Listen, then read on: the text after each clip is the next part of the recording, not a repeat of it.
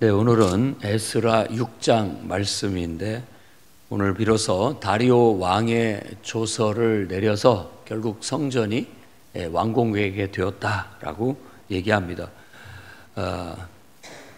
다리오 그리고 아하수에로 그리고 아닥사스다, 그러니까 3, 4, 5 이렇게 3대, 4대, 5대 페르시아 왕입니다. 그 사람들과 얽힌 그런 이야기들이 이제 이스라엘의 역사 속에 또 성경 속에 나타나 있습니다.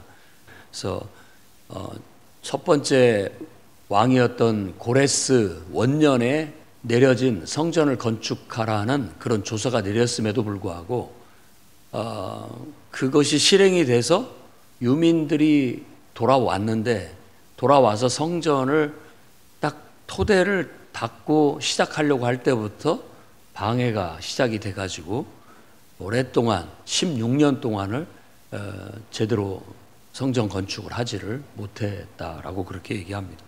그러면 고레스 황제의 후반기, 그리고 또 그의 아들인 성경에는 나오지 않지만 캄비세스라고 하는 그런 두 번째 왕의 치세 동안 전혀 진척이 없었다라는 걸 알 수가 있습니다. 그러니까 워낙 제국이 커서 그럴 수도 있고, 또 왕이 그렇게 명령을 내려놓고도 제대로 되는지 신경을 쓰지 못할 어떤 이유가 있어서였을 수도 있다고도 봅니다. 그리고 그런 정치적인 문제도 그렇고, 또 국제 정세도 그렇고, 또 그 지역의 어떤 지역 간의 갈등으로 인한 방해, 공작으로 인해서 진척이 되지 못했던 것 같아요. 근데 이런 일들이 해결되려면 결국 위에서 해결을 해줘야만 가능한 겁니다. 그래서 계속 상소를 올려서 못하도록 정치적으로 압력을 넣고, 또 자기들하고 친한 왕의 측근들한테 계속 뇌물을 줘가면서 방해를 하면서 해왔던 것 같아요. 그리고 고레스 말고 이제 그 다음 왕인 캄비세스 같은 경우는 그 사람의 세계사에서 알려진 위대한 업적은 이집트를 정복한 거거든요. 페르시아 제국이 이집트를 정복하는데 굉장히 힘을 썼는데, 결국 그 두 번째 왕은 이집트를 정복하게 되고 결국 거기서 돌아오다가 이제 죽임을 당하고 다리오가 왕위에 오르게 되는 겁니다. 근데 이제 세계사에서도 그렇고 많은 사람들한테 성군으로 알려진 사람은 고레스하고 이 다리우스라고 하는 다리오입니다. 이 다리오 황제가 되고 나서 그 조서를 비로소 올려왔던 상소문을 살피게 됐고, 그 문제를 해결해 주기 위해서 그 문서 창고를 뒤지게 해서 원래 고레스 왕이 그런 조서를 내렸는지를 확인을 하게 됩니다. 1절에서 5절에는 그 조서를 찾아서 확인을 한 내용이 나타나 있고, 이제 그걸 확인한 후에 6절에서부터 12절까지는 강 건너편이라고 하는데 유브라테스 강 이 서쪽을 말하는 거예요. 그러니까 지금으로 말하자면 이 팔레스타인 그 땅, 가나안 땅 그쪽을 말합니다. 그럼 그곳에도 총독이 하나만 있는 게 아니거든요. 유대 총독은 따로 있고, 그 위에 이제 보통 여기서 말하는 다뜨네 이런 사람들은, 스달보스네 이런 사람은 그 위에 사마리아 총독, 그리고 또 그쪽 그 위에는 또 뭐 다메섹도 있고 다 있잖아요. 시리아 뭐 다 이런 데가 속국이 되었기 때문에 그 국가의 왕국의 형태는 가지고 있지 않지만 다 어떤 제국 내의 행정도가 아하수에로, 에스더의 남편이었던 아하수에로, 세계사에서는 크세르크세스라고 이름이 나와 있는데, 그 왕 때 성경의 에스더서에 얘기하기를 그는 127도를 다스렸다라고 그렇게 얘기를 해요. 그러니까 유다 왕국 같은 그런 행정 구역이 127개나 됐다라는 거예요. 그러니까 이쪽 인도 쪽에서부터 시작해서 저기 그리스 마케도니아까지, 그리고 밑으로는 이집트까지 뭐 그 정도의 영역을 확보해가지고 아무튼 대제국을 이루고 그야말로 그 사람 말 한마디 기침 안 하면은 그냥 사람들이 다 죽어나갈 정도의 무소불위의 권력을 행사했던 것으로 이 에스더서에 나타납니다.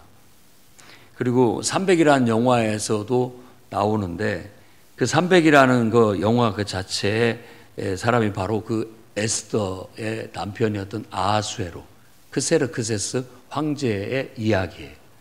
얼마나 그 왕으로서의 권위가 높은지를 어떤 상징적으로 그 영화에서도 보여주고 있다고도 볼 수 있습니다. 아무튼 그 대제국의 기초를 놓은 게 고레스고 거기에다가 이집트를 정복함으로써 더 큰 힘을 얻게 되었고 세 번째 다리우스 황제 때는 가장 넓은 영토를 차지하게 됐다고 얘기를 해요. 그 다음에 그 넓은 영토를 차지해서 대제국을 이룬 것을 이어받은 사람이 아하수에로고 아하수에로 때 이제 그리스 남쪽 그러니까 아테네 여기를 정복하기 위해서 뭐 많은 공을 들였지만 끝내 실패하고 패배하고 돌아와서 수상궁에 기거하면서 거의 뭐 6개월 동안을 잔치를 벌였다라고 그렇게 얘기하는 게 그게 아하수에로입니다. 그것은 다 자기 위에 부왕들이 이루어낸 어떤 부와 권력이라고 볼 수 있겠습니다. 아무튼 이 다리우스 황제는 굉장히 존경받는 성군이었고 고레스 황제의 조서를 확인한 후에 이제 유브라데스 강 서쪽에 있는 여러 총독들한테 조서를 보내서 말을 이제 전합니다. 성전 공사를 막지 마라. 그리고 그들을 도와서 성전을 건축하게 해라. 그리고 너희가 걷어들이는 세금을 들여서 그 공사가 멈추지 않도록 세금을 제공해 줘라. 그래서 그렇게 한 다음에 또 필요한 제사장들이 거기에서 하나님 앞에 위대하신 하나님께 제사를 드리는데 필요한 제물들도 제공해 줘라. 매일 제공해 줘라. 그렇게 해서 하나님 앞에 예배가 끊이지 않게끔 해라. 10절 말씀은 아주 큰 의미를 주는 내용입니다. 그들이 하늘의 하나님께 향기로운 제물을 드려 왕과 왕자들의 생명을 위하여 기도하게 하라. 이게 왕실의 생각이에요. 그곳에 성전이 지어져서 하나님께 우리가 정성을 다해서 성전을 짓고 그곳에서 하나님 앞에 예배를 드리고 기도를 하게 되면 왕과 왕실이 잘 될 것이다. 안전하고 잘 될 것이다. 라는 그런 기대와 소망을 가지고 호의적으로 얘기를 하게 되는 거예요. 오늘 말씀에는 13절 이후에 보면 고레스, 다리오, 아닥사스다의 조서의 도움을 받아서 성전이 완공되게 되었다라고 그렇게 얘기를 하는데 다리오는 그때 성전이 완공되었으니까 문제가 없습니다. 근데 이제 그 다음 왕 아닥사스다, 아하수에로를 넘어서 아닥사스다까지 얘기를 하고 있는 거예요. 근데 에스라서하고 느헤미야서가 바로 아닥사스다 왕 때의 얘기까지가 느헤미야의 얘기입니다. 에스라도 바로 아닥사스다 왕 때 술 맡은 에스더도 율법학자로서 포로를 이끌고 귀환을 하게 됐고 또 아닥사스다 왕 때 느헤미야도 술 맡은 관원장으로 성벽을 재건하러 온 거예요. 그러니까 지금 이것은 성전 재건만이 아니라 예루살렘이라는 도시 자체를 하나님을 예배하는 성전 도시로 개발하는 것을 전체적으로 포괄적으로 얘기하고 있음을 알 수가 있어요. 그래서 성전 재건만이 아니라 성벽 재건까지 염두에 두고 그 모든 일에 예루살렘 성을 재건하는 일에 하나님을 예배하는 성전 도시로 제거하는 일에 고레스, 다리오, 아닥사스다가 굉장히 지대하게 공헌을 했다. 이런 얘기를 하고 있는 거예요. 그러면 우리가 이제 여기서 생각해보고 얻어야 할 교훈은 바로 그겁니다. 국가와 교회의 관계.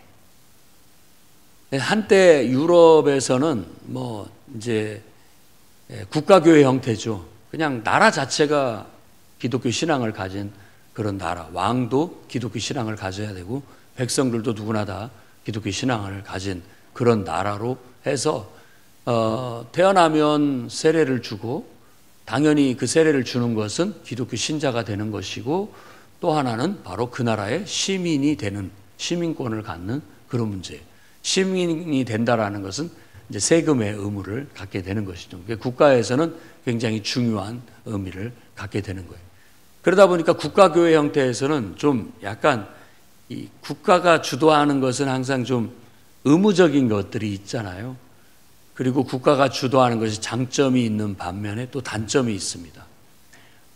국가가 주도를 하면 오늘 이 성전 건축이 그냥 일사천리로 착착 진행이 돼서 그 후 4년 만에 그냥 완공이 될 수 있었단 말이에요. 그런 것처럼 국가에서 진행을 하면 세금도 지원을 해주고 모든 것들을 다 지원을 해줘서 일사천리로 축축축 될 수 있게 만드는 그런 장점은 있습니다. 그런데 단점이 또 있죠. 국가에서 주도를 하게 되면 이 사람들이 의무적으로 이렇게 겉으로는 따르는 것 같지만 속으로 불만이나 속으로는 진실된 신앙을 갖지 못하는 그런 단점이 있습니다. 다 의무적으로 하나님 앞에 예배드리라니까는 전부 기독교인인 줄 알았는데 진정으로 예수님을 자기의 구주로 영접하고 그분의 제자가 돼서 그분을 따르고 그분의 말씀을 배우고 진실된 마음으로 신앙을 추구하는 사람이 그렇게 많지 않더라라는 거예요.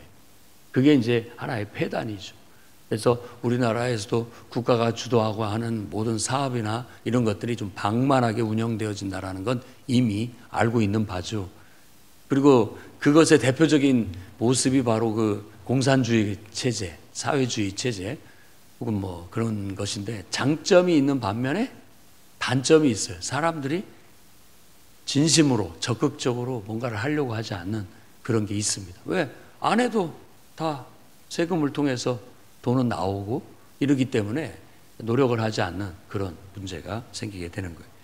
그 다음에 이제 이런 국가교회 형태가 아니죠. 이스라엘은 국가교회 형태였죠. 국가 자체, 왕국 자체가 하나님 왕국이었단 말이에요. 그러니까 왕도 신앙이 있는 사람이 왕이 돼야 되고 신앙이 없는 사람이 왕이 되면 그 나라는 하나님 나라가 아니에요. 그러니까 혼란을 겪게 되고 문제가 생기게 되는 것이죠. 백성들도 다 하나님을 진실되게 믿는 백성이어야 되는데 백성들이 하나님 나라 왕국을 하나님을 섬기는 나라에서 우상을 섬기고 다른 신을 섬기면 갈등의 요소가 되고 제대로 돌아갈 수가 없습니다. 근데 이제 그런 형태에서는 그런 장점과 단점이 있는 반면 지금은 이제 이 나라가 해체가 돼버려 가지고 제국 내에 그냥 유대인이라는 한 민족으로서 자리 잡고 있는 거예요. 그러니까 다시 얘기한다면 지금 우리나라처럼 종교가 자유예요. 어떤 특정 종교를 정해져 있지 않아요.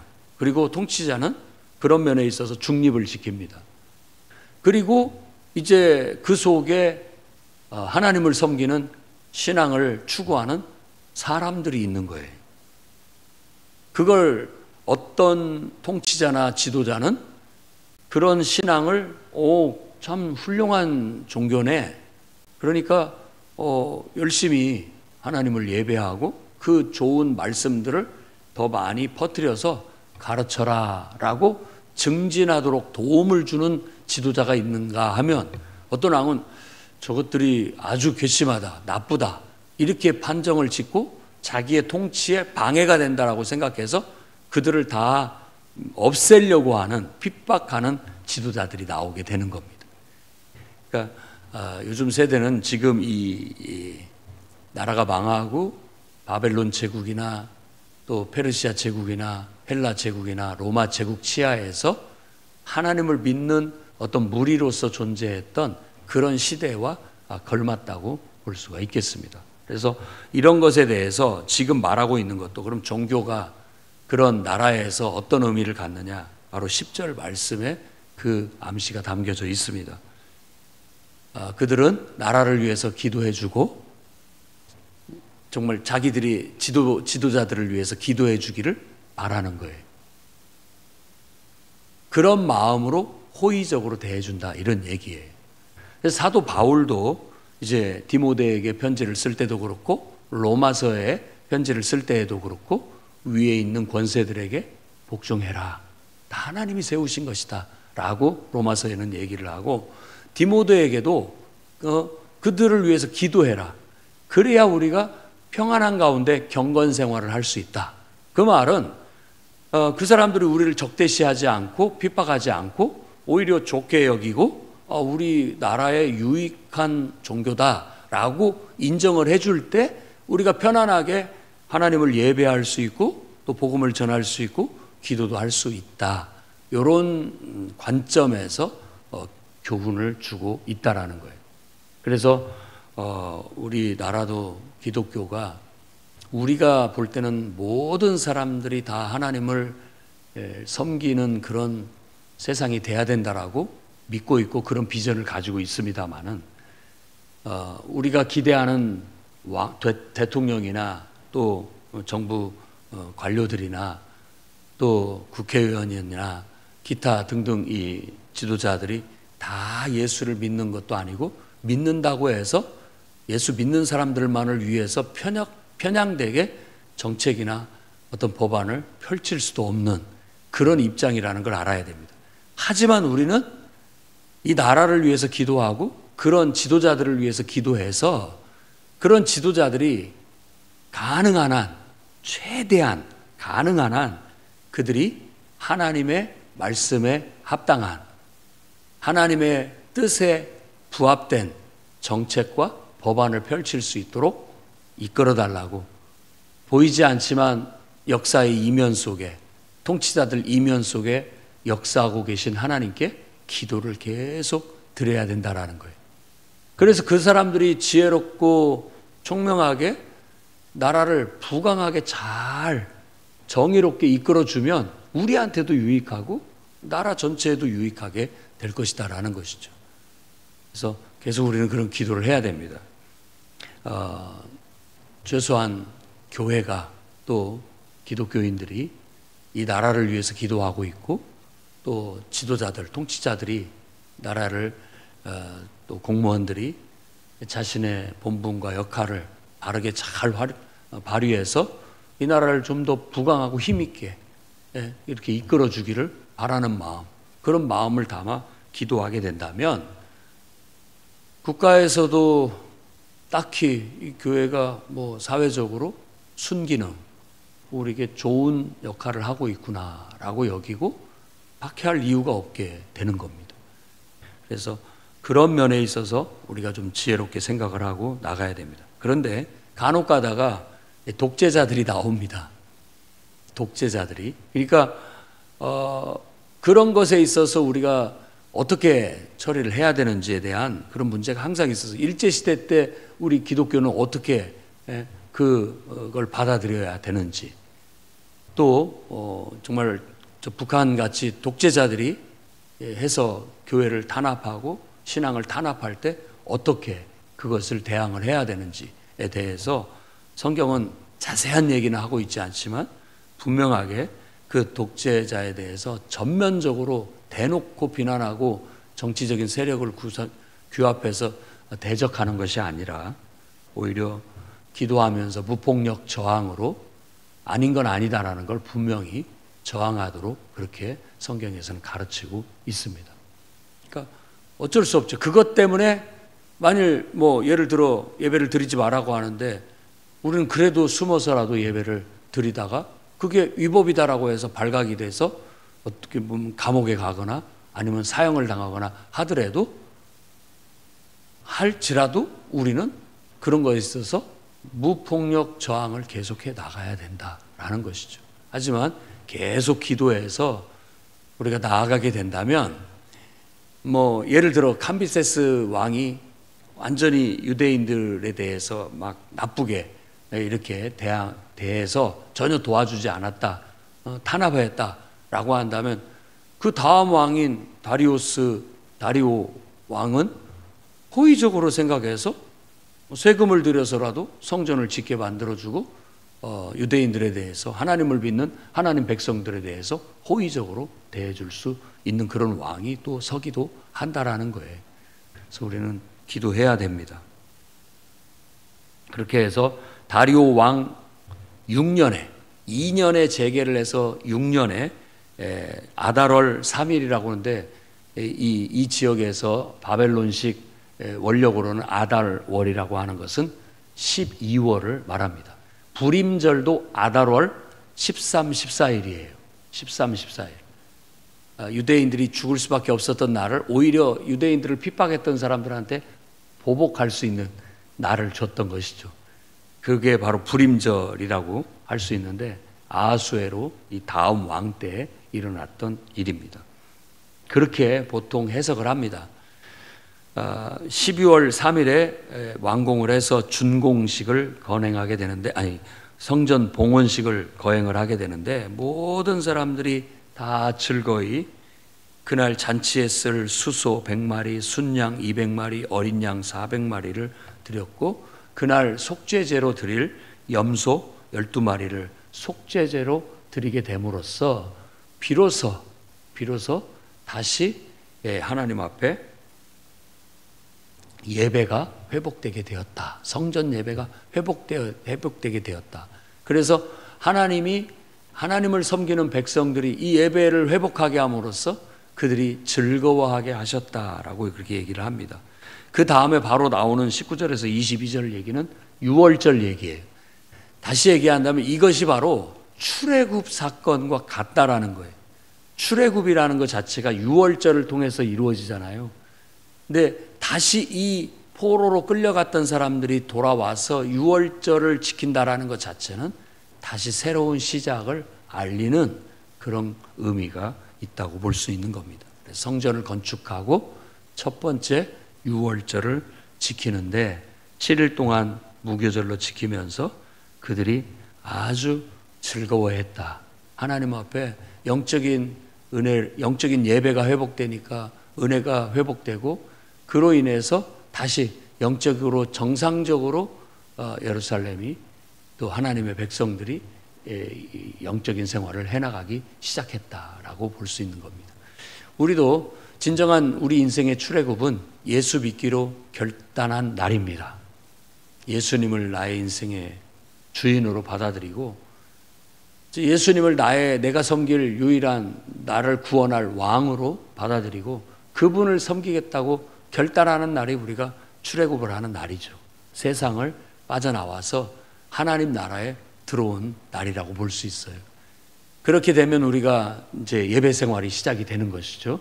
예배 생활이 시작되면서 하나님의 은총이 우리에게 임하게 되고, 우리는 하나님이 우리에게 베풀어 주신 은혜 속에서 기쁨과 감사의 삶을 살아갈 수 있게 되는 겁니다. 그래서 22절에 여호와께서 즐겁게 하셨다라는 그런 말이 의미 있게 들립니다.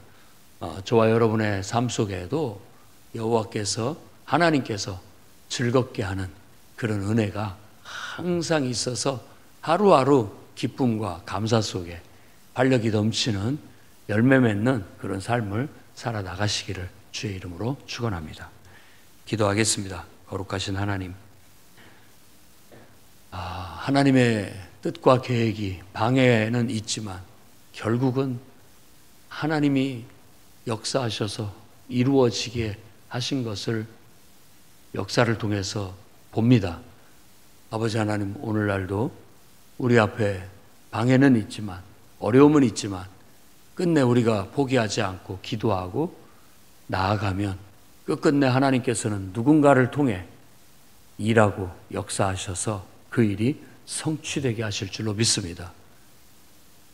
저희들에게 그런 성취의 즐거움, 구원의 즐거움을 항상 충만하도록 하나님 역사하여 주시옵소서. 예수님 이름으로 기도드립니다. 아멘.